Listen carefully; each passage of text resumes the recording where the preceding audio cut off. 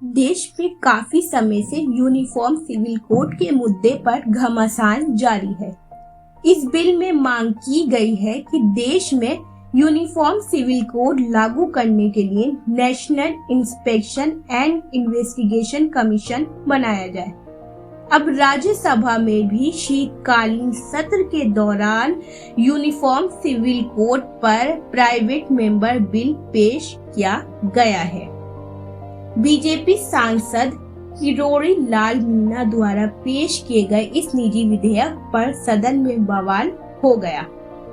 बहस गरमाने के बाद केंद्रीय मंत्री पीयूष गोयल ने पूछा कि इसे क्यों पेश नहीं किया जा सकता। राज्यसभा के सभापति जगदीप धनखड़ ने इसे रोकने की विपक्ष की मांग के बाद वोटिंग कराई, जिसमें 23 के मुकाबले पेश करने के लिए समर्थन में 63 मत मिले। इसके बाद विपक्ष की मांग खारिज हो गई और बिल को पेश करने की अनुमति मिल गई। विधेयक का विरोध करने के लिए विपक्ष की ओर से 3 प्रस्ताव रखे गए थे, जिसमें कहा गया था कि ये देश को तोड़ देगा और इसकी विविध संस्कृति को नुकसान पहुंचाएगा, लेकिन 63 में से 23 मतों से खारिज हो गया। कई दलों के कड़े विरोध के बाद केंद्रीय मंत्री पीयूष गोयल ने तर्क दिया कि किसी मुद्दे को उठाना एक सदस्य का वैध अधिकार है, जो कि संविधान के निर्देशक सिद्धांतों के तहत है। उन्होंने कहा, सदन में इस विषय पर चर्चा होने दीजिए। इस स्तर पर सरकार पर आक्षेप लगाना, विधेयक की आलोचना करने की कोशिश करना अनावश्यक है।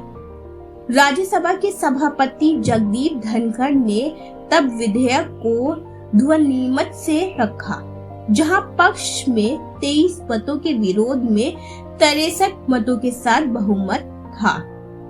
7 दिसंबर को शुरू हुए संसद के इस सत्र में कई मुद्दों पर सत्ता पक्ष और विपक्ष के बीच गतिरोध देखने को मिल रहा है।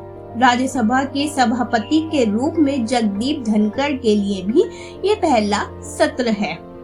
उन्होंने सत्र शुरू होने से पहले सदन की कार्यवाही में व्यवधान को कम करने और कामकाज में सुधार के तरीकों पर कई सदस्यों के सुझाव भी मांगे थे।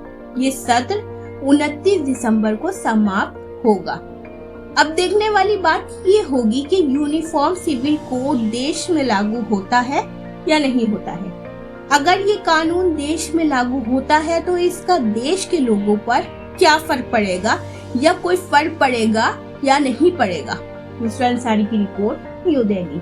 अगर आपको हमारी ये वीडियो अच्छी लगे तो हमारे चैनल को लाइक, शेयर और सब्सक्राइब जरूर कीजिएगा।